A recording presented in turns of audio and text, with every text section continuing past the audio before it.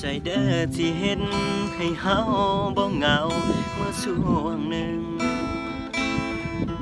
ก็ขอบใจเด้อถ้อยคำซึ้งที่ปลอบใจยามบ่มีไผเป็นคนเท่าออกจากเงาแต่บ่มีไผเอาไปใส่ใจมาคุยแล้วก็หาเสียใจอยู่เด้คือถึงใจตนเฮาหูสึกดีแต่เพิ่นไปบ่ได้ลาจากยาง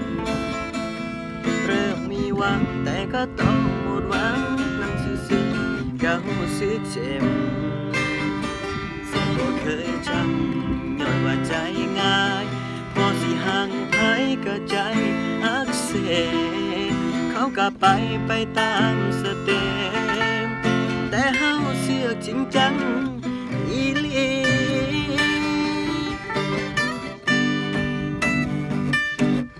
ขอบใจเด้อที่มาเฮ็ดให้เพิ่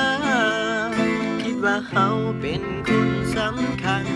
แต่ความจริงมันก็พอสำนั้นเฮาก็แค่คนทั่วไปจบก็ลบทิ้งเขาบ่ได้เสียดายเอาก็แค่เอามาปลื้มอ่านไปยิ้มไปหอมใจเด้อที่เฮ็ดได้เฮานั้นให้โดยที่โตบ่ได้คิด